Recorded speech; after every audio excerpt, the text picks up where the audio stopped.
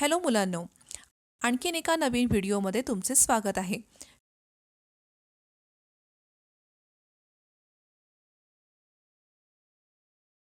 यापूर्वी आपण प्रकाशाच्या अपवर्तनाबद्दल शिकलो आहोत.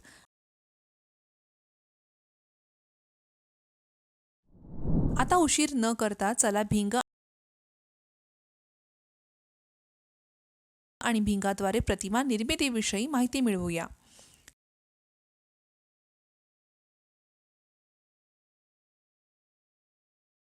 शिकण्याची उद्दिष्टे. या सत्राच्या शेवटी तुम्हाला खालील संकल्पना समजतील.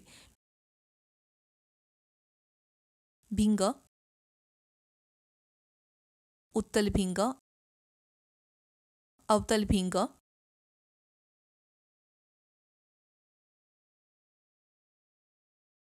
त्या संबंधित काही महत्त्वपूर्ण संज्ञा आणि या भिंगाद्वारे प्रतिमा निर्मिती.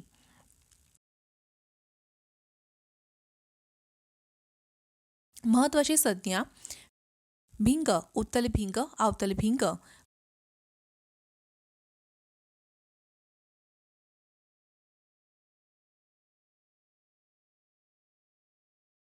वक्रता केंद्र, वक्रता त्रिज्या,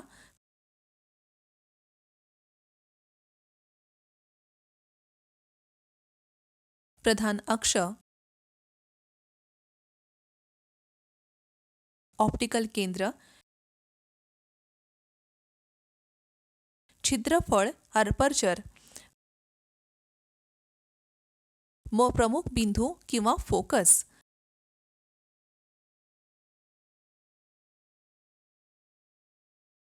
फोकल अंतर.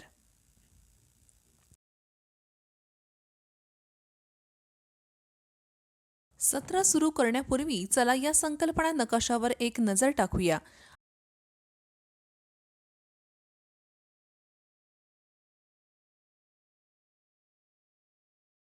जेव्हा पारदर्शक पदार्थ दोन पृष्ठभागांनी वेढलेला असतो आणि त्यातील एक किंवा दोन्ही पृष्ठभाग गोलसर असतात, तेव्हा तयार होणाऱ्या घटकाला भिंग म्हणतात. याचा अर्थ असा की भिंग किमान एका गोलसर पृष्ठभागाने मर्यादित असते. अशा भिंगांमध्ये दुसरा पृष्ठभाग सपाट असतो.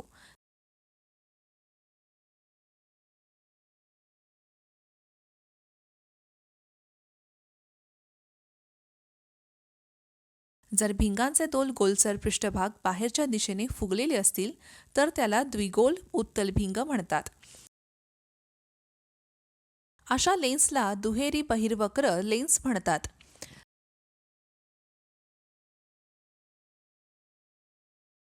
त्याला फक्त बहिर्वक्र भिंग म्हणतात.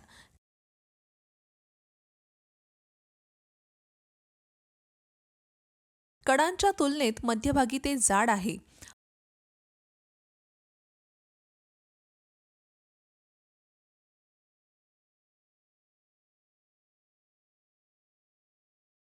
बहिर्गोल भिंग प्रकाश किरणांचे एकत्रीकरण करते. म्हणून बहिर्वक्र भिंगांना अभिसरण भिंग असेही म्हणतात.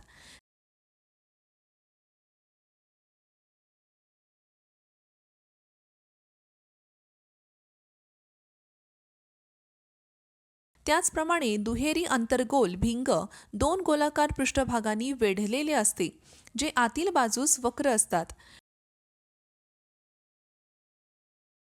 ते मध्यभागीपेक्षा कडा जाड आहे.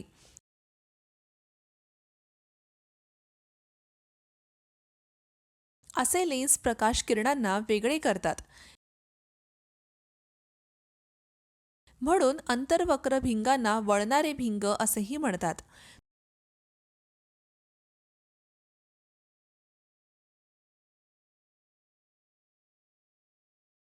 दुहेरी अवतल भिंगाला फक्त अवतल भिंग म्हणतात.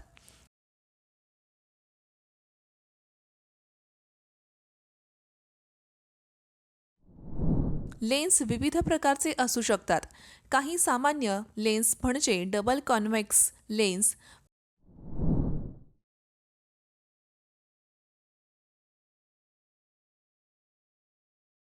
प्लॅनो convex lens, concavo convex lens,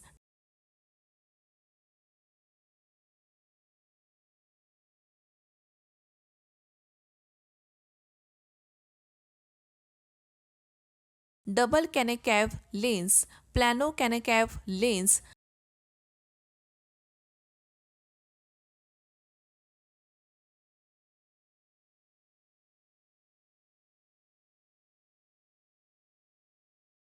आणि कॅन्व्हेक्सो कॅनेकॅव्हस लेन्स.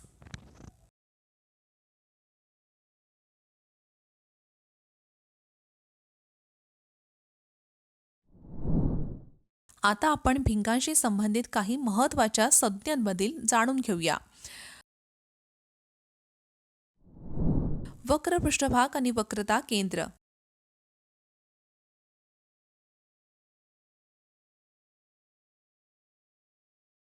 भिंगांचे प्रत्येक वक्र पृष्ठभाग एका गोळ्याचा भाग असतो.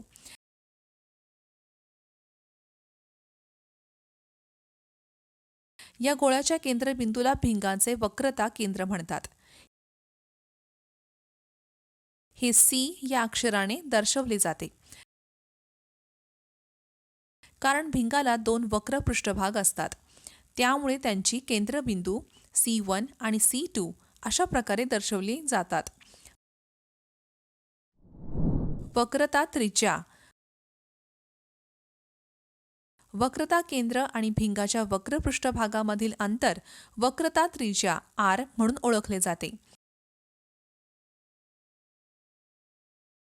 हे R1 आणि R2 असे दर्शवले जाते.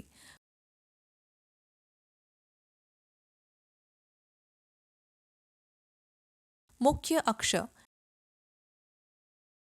भिंगाच्या दोन्ही वक्रता केंद्रामधून जाणारी काल्पनिक सरळ रेषा मुख्य अक्ष म्हणून ओळखली जाते.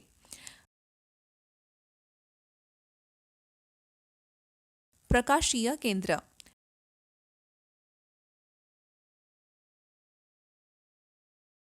भिंगाचा मध्यबिंदू प्रकाशीय केंद्र O म्हणून ओळखला जातो. अपर्चर.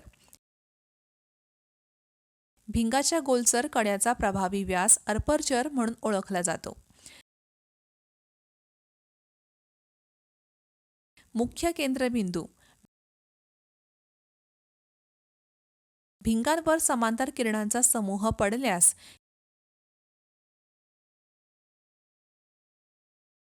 हे किरण एका बिंदूवर जमतात किंवा तिथून विभक्त होत असल्यासारखे दिसतात.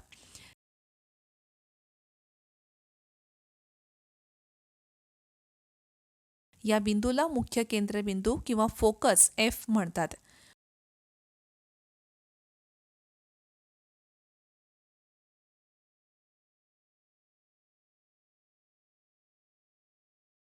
प्रत्येक भिंगाला दोन फोकस बिंदू असतात.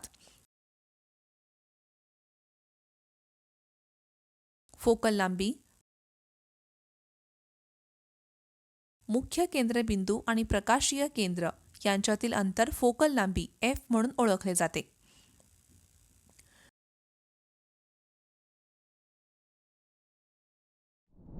आता आपण किरण आलेखांचा डायग्राम वापर करून भिंगांमध्ये प्रतिमा कशी तयार होते हे पाहणार आहोत.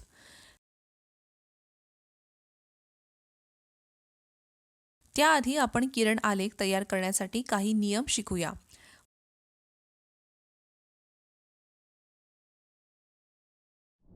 मुख्य अक्षाशी समांतर असलेला प्रकाश किरण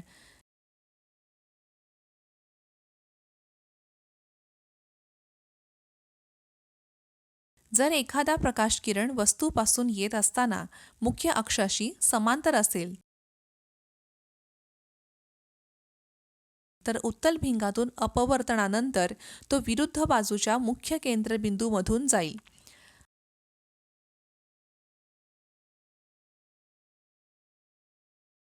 अवतल भिंगाच्या बाबतीत हा किरण अशा प्रकारे अपवर्तित होतो की तो जणू भिंगाच्या त्याच बाजूच्या मुख्य केंद्रबिंदूपासून विसरलेला आहे असे वाटते.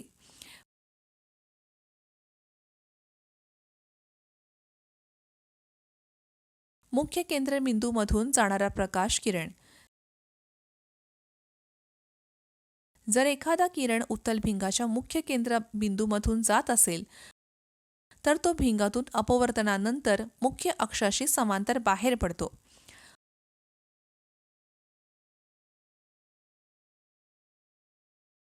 अवतल भिंगाच्या बाबतीत जर एखादा किरण जणू मुख्य केंद्रबिंदूत एकवटत असल्यासारखा दिसत असेल तर अपवर्तनानंतर तो मुख्य अक्षाशी समांतर बाहेर पडतो.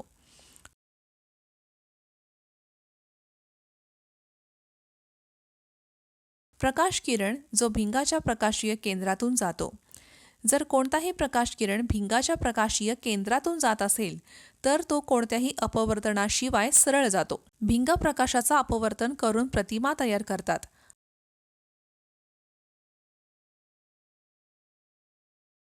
अंतर्गोल भिंगाच्या विविध स्थितींमध्ये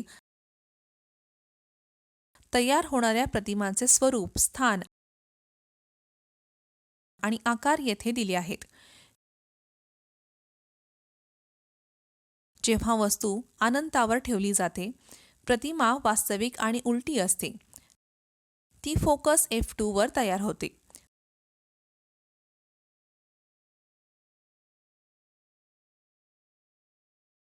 प्रतिमा अत्यंत लहान आणि बिंदूसारखी असते.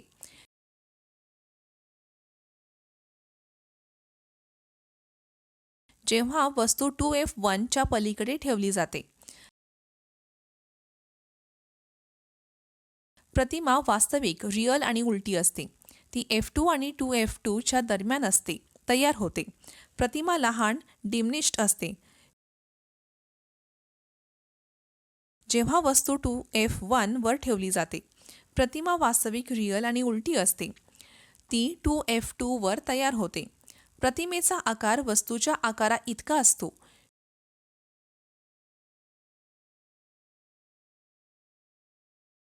जेव्हा वस्तू F1 आणि 2F1 च्या दरम्यान ठेवली जाते,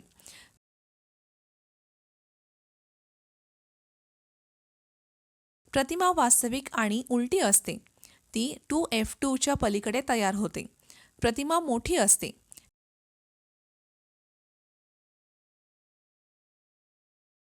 जेव्हा वस्तू फोकस F1 वर ठेवली जाते, प्रतिमा वास्तविक आणि उलटी असते. ती अनंतावर तयार होते.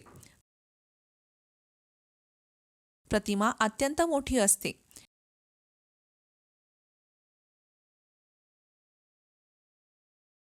जेव्हा वस्तू फोकस F1 आणि प्रकाशीय केंद्र O यांच्या दरम्यान ठेवली जाते,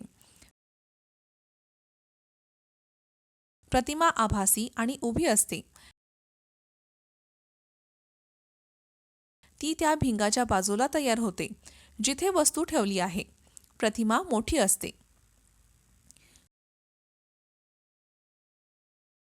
जेव्हा वस्तू अनंतावर ठेवली जाते, तयार होणारी प्रतिमा आभासी आणि उभी असते. ती फोकस F1 वर आढळते.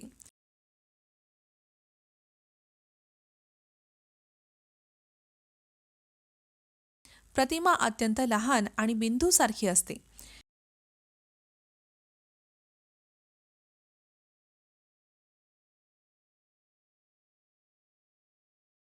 जेव्हा वस्तू अनंत आणि प्रकाशीय केंद्र O यामधील ठिकाणी ठेवली जाते,